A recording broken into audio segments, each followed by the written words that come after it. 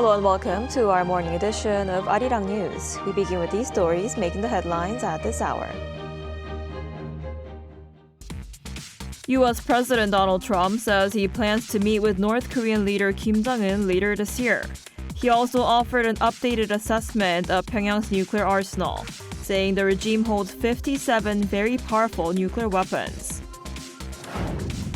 Kim Yo-jong, the powerful sister of the North Korean leader, casts doubt on claims by Trump, saying she is unaware of whether or not her brother has had contact with the U.S. president. She also says scaling back joint military exercises between Seoul and Washington does little to ease tensions. China's top diplomat Wang is in Seoul and met with his South Korean counterpart Cho-hyun. Cho urged China to bring North Korea back to talks, while Wang said the U.S. must change its long-standing hostile policy towards North Korea. U.S. President Donald Trump is hinting at a potential meeting with North Korean leader Kim Jong-un later this year. And for the first time, Trump specifically mentioned the size of Pyongyang's nuclear arsenal, a move that could potentially signal a policy shift by Washington. Our Park Jun-an starts us off. U.S. President Donald Trump once again highlighted his personal relationship with North Korean leader Kim Jong-un and said he would meet Kim for a summit later this year. Speaking to reporters at the White House, Trump also provided an update on the exact size of Pyongyang's nuclear arsenal. The fact that I get along with him, that's a good thing, not a bad thing. He has 57 very powerful nuclear weapons. Should have never allowed it to happen. They should have never allowed it. If I were president, I wouldn't have allowed it, but he's got them. Trump also confirmed he expects to meet Kim Jong-un later this year. The U.S. president could potentially be in Asia in mid-November for the annual APEC summit, which is being held in China. Trump's specific mention of 57 nuclear warheads closely aligns with recent estimates from international think tanks. The Stockholm International Peace Research Institute recently estimated that North Korea has assembled around 60 warheads, while the U.S. Congressional Research Service cited estimates at around 50. However, a sitting U.S. president publicly confirming this number is raising questions about a potential policy shift. For decades, the U.S. has maintained a stance of complete, verifiable, and irreversible denuclearization of North Korea. But openly recognizing the specific number of weapons is being interpreted by some as treating North Korea as a de facto nuclear power. With the U.S. administration showing a strong preference for deal-making, some say the U.S. could recognize North Korea as a nuclear-armed state and change its diplomatic stance by seeking a freeze of its nuclear program in exchange for sanctions relief. Park Jun-an, Arirang News. And President Lee Jae-myung has said he respects U.S. President Donald Trump's efforts to create an environment to resume dialogue with North Korea. Writing on his social media on Wednesday, he said he agreed with President Trump's will and efforts to build peace on the Korean peninsula, even at the cost of scaling down the annual Seoul-Washington combined defense drills. He also said he fully agreed with Trump that Seoul should be responsible for its own defense, highlighting the country's robust defense capability. On the efforts to reopen the Strait of Hormuz, the South Korean president noted that the country will continue to closely communicate with the United States and review its contribution within the purview of domestic law. President Lee added that he hoped to meet with his American counterpart in the near future. Meanwhile, North Korea says scaling back South Korea-U.S. military drills does little to ease tensions as long as the exercises continue. Kim Yo-jong, the powerful sister of the North's leader, said she's unaware whether her brother communicated with U.S. President Donald Trump, but did say her brother has personally good memories and feelings toward the U.S. leader. Our Lee Seung-jae reports. North Korea says it is more focused on the continued South Korea-U.S. joint military exercises than on Washington's decision to scale them back. Kim Yo-jong, the sister of North Korean leader Kim Jong-un, said Wednesday that the ongoing drills remain what Pyongyang considers a clear expression of hostility. Her comments came as South Korea and the United States are shortening their annual Urchi Freedom Shield exercise following a request from Washington. In a statement carried by North Korea's state-run Korean Central News Agency, Kim said reducing the scale or duration of the exercises does not change what she called their provocative and aggressive nature. She added that Pyongyang has no interest whatsoever in U.S. President Donald Trump's move to scale back the drills. The allies are now scheduled to conclude the Urchi Freedom Shield on Friday, cutting the exercise nearly in half from its original 11-day schedule of August 17th through August 27th. Kim also addressed Trump's recent claim that North Korean leader Kim Jong-un had responded to his outreach for dialogue. She says she was unaware of any recent communication between the two leaders, saying it was something she knew absolutely nothing about. Trump said Monday that Kim had responded to his overture and described their conversation as very positive. Kim Yo-jong acknowledged that her brother continues to have good personal memories and feelings toward Trump. However, she stressed that those personal ties do not change Pyongyang's view of current U.S. military activities. She said North Korea considers its efforts to strengthen its defenses reasonable and necessary as long as it believes its national security is being threatened. 이승재, Arirang News. And China's top diplomat is in Seoul and will be meeting President Lee Jae-myung and National Security Advisor Ri Sung-lak later today, following talks with Foreign Minister Cho Hyun on bilateral ties and North Korea. Our Oh Soo-young has the details of their meeting. Seoul has called on Beijing to help bring North Korea back to dialogue and support efforts towards denuclearization as Seoul and Beijing seek to fully restore bilateral ties. Foreign Minister Cho Hyun and his Chinese counterpart Wang met in Seoul on Wednesday for their first foreign ministers' talks in 11 months. The two sides once again maintained their respective positions on North Korea. As much as President Lee Jae-myung presented a blueprint for peaceful coexistence on the Korean peninsula in his recent Liberation Day address, the government will continue working toward the denuclearization of the Korean peninsula and the achievement of peace. Cho asked Beijing to play a constructive role in securing Pyongyang's return to talks.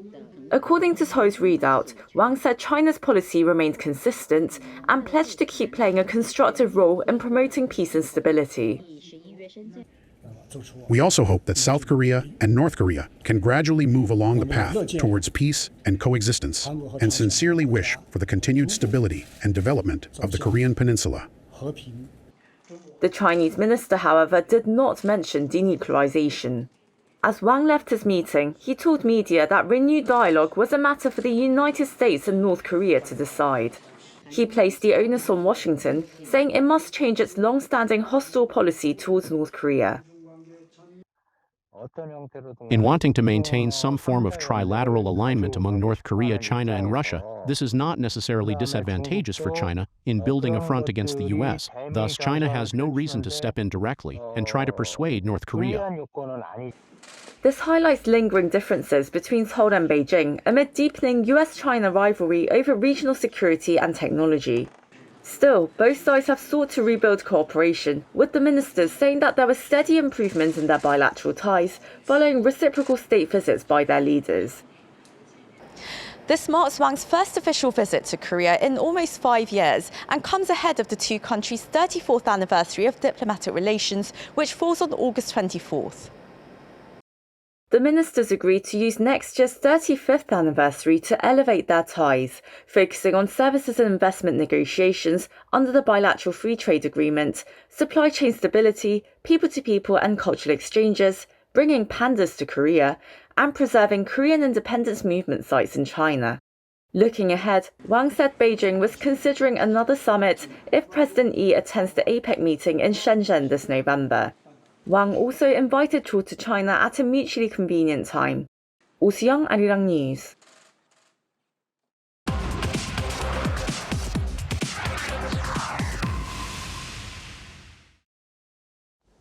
And now for more on Trump's plans to meet North Korea's Kim Jong-un and the Chinese foreign minister's visit to Seoul, we're joined today by Professor Kim Jae-chun, Professor of International Relations at the Graduate School of International Studies at Seogang University. Professor Kim, thanks for coming on today. It's good to be here today. So Trump has said he plans to meet with Kim Jong-un later this year, and he also said the regime has 57 very powerful nuclear weapons. And the Wall Street Journal suggested that Trump's lack of clear progress in the war with Iran could be one reason he's pushing for another summit with Kim. What's your take on this?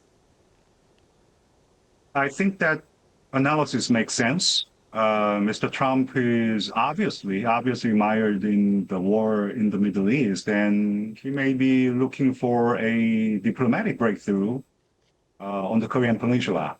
With the midterm elections approaching and his approval rating hovering around 33%, if my memory serves me correct. So a summit with Kim Jong-un could provide a much needed foreign policy success. But I'm not really sure how much political benefit it could bring to Mr. Trump, because many American voters are more concerned about inflation and the cost of living. They're basically saying, please focus on what matters most to us, not foreign policy issues. So even if another summit happens, I'm not really convinced it will dramatically improve Mr. Trump's political standing at home.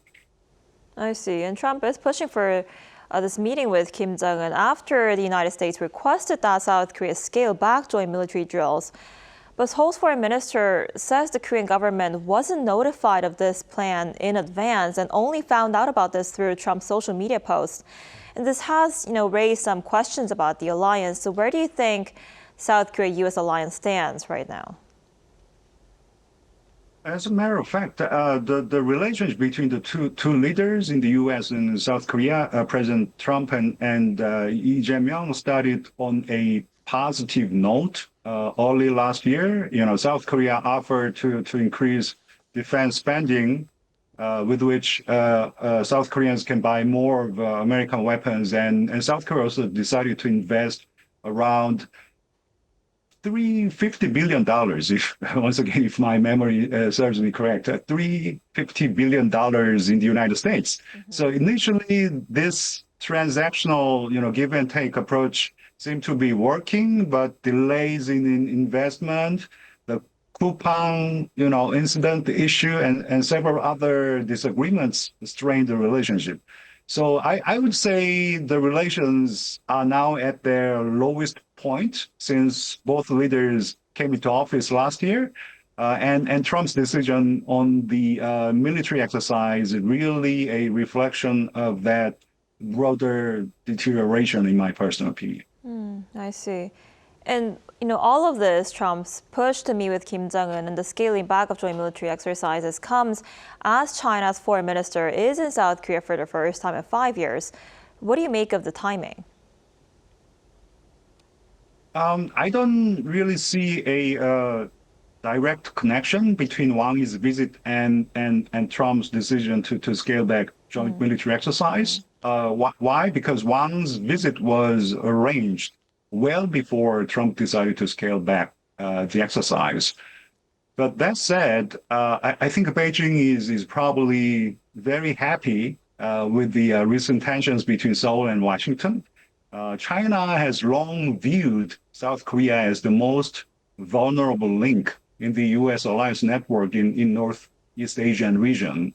So if there are any signs of friction in the alliance between the U.S. and South Korea, I believe China to increase its charm offensive towards South Korea and try to deepen diplomatic and economic engagement towards South Korea.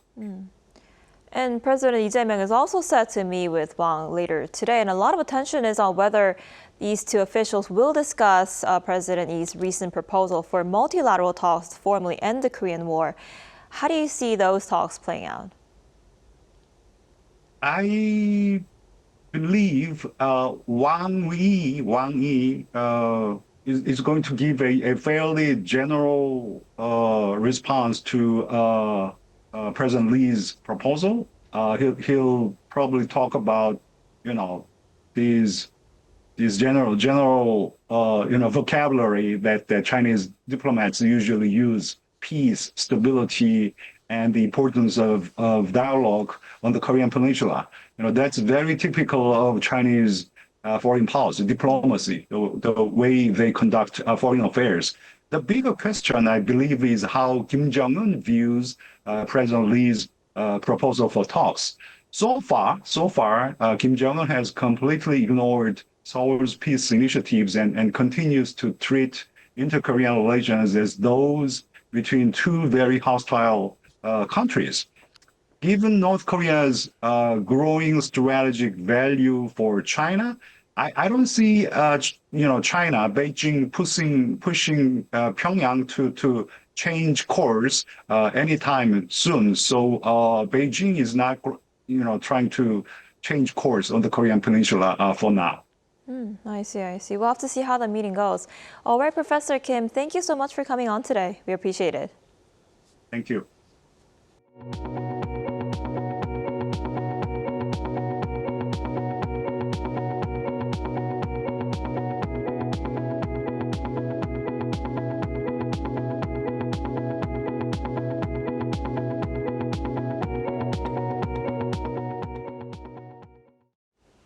The U.S. national debt has crossed $40 trillion for the first time as persistent federal budget deficits continue to push government borrowing higher.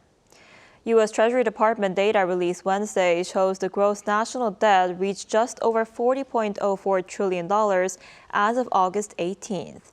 The milestone comes only about 5 months after the debt surpassed $39 trillion in March. The debt is rising rapidly due in part to higher interest costs, driven by elevated interest rates and the growing size of the debt itself. Federal spending on programs including Social Security and Medicare is also increasing as the U.S. population ages. Towering turbines are reshaping the waters off Korea's southwest coast as one of the country's largest offshore wind projects nears completion. Our Shin So-eun reports. As cleaner energy and reduced reliance on non-renewable and imported fuels become increasingly important to national competitiveness, Korea is racing to capture more offshore wind, a resource that could help shape the next era of its energy transition. Leveraging an abundant and freely available resource at scale, the Nagwar offshore wind farm stretches across the sea, about 20 kilometers off the coast of Yeonggwang. Up close, a massive scale of these turbines is striking, and the power generated from here must be transmitted back to the mainland.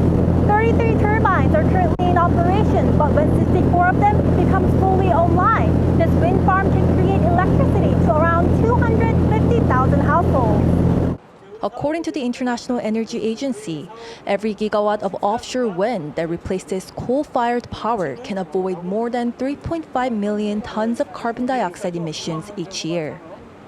Korea is set to emerge as a new gigawatt-scale offshore wind market as global capacity is set to nearly quadruple by 2030. Construction began in March 2024 and is now 90% complete. Once finished, Nagwar will add 365 megawatts, more than doubling Korea's offshore wind capacity to 718 megawatts. Each turbine is powered by 81-meter blades that span a 165-meter rotor diameter, which is 1.5 football fields across. Then, electricity generated by each turbine is carried ashore through subsea cables. The turbine can generate energy automatically and shut down in extreme weather conditions like typhoons for safety precautions. 360-degree monitoring cameras also help prevent wildlife collisions. Each turbine has hundreds of sensors tracking wind, power output, temperature, and vibration in real time, allowing us to monitor its condition remotely. With President Lee Jae-myung's aerial inspection of the Nagwar site in June, the administration plans to expand offshore wind capacity to at least 25 gigawatts by 2035 through greater investment in technology, grids, port, and supply chains. Beyond generating power, experts say the true measure of offshore wind lies in the value it returns to local communities through long-term opportunities like additional jobs and tax revenue. This means offshore wind power can turn residents from compensation recipients into lasting partners in the transition to more renewable energy. Shin So-eun, Arirang News, Yeonggwang.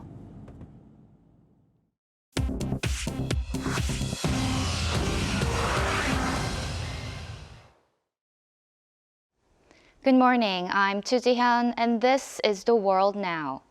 In the United States, the Federal Reserve appears to be moving closer to raising interest rates. Minutes from last month's Federal Open Market Committee meeting released on Wednesday show the Fed's deepening concern about inflation.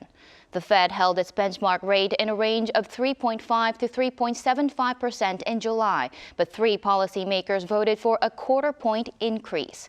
The minutes say, quote, many officials said tightening would likely be needed if inflation does not come down to the Fed's 2% target. Those who favored an increase said price pressures were, quote, broad-based. They warned that waiting could mean a steeper and more costly round of hikes later on.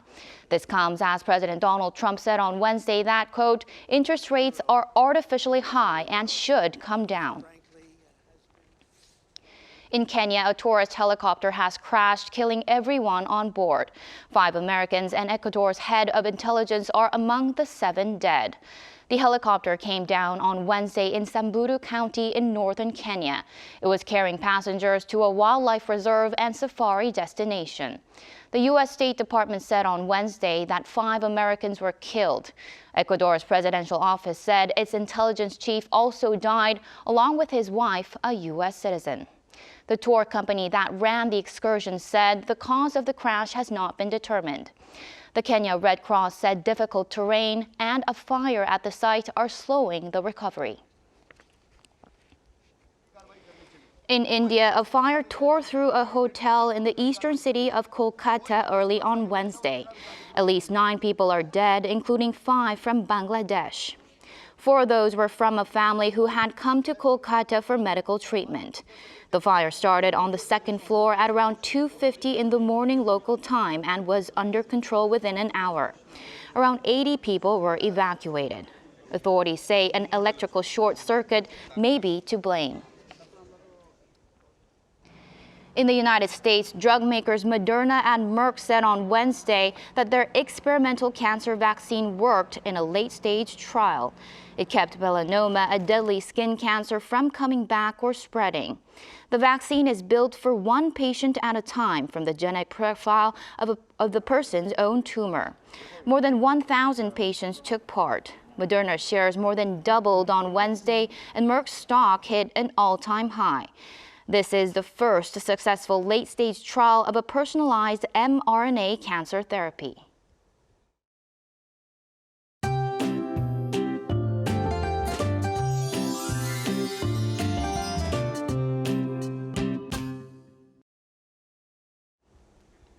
The late summer heat is still going strong today, with heat advisories and nighttime heat advisories being in place mainly in southern regions. With hot and humid air continuing to move in, much of the country will see feels-like temperatures of around 33 degrees Celsius this afternoon.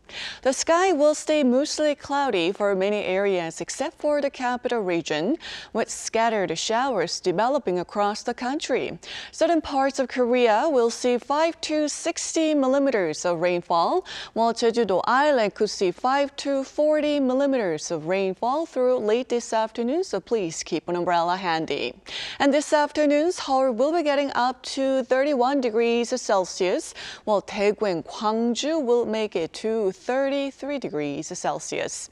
Then another band of rain will begin across central Korea from early tomorrow morning and will continue into Saturday morning, bringing a brief break from the heat in some areas.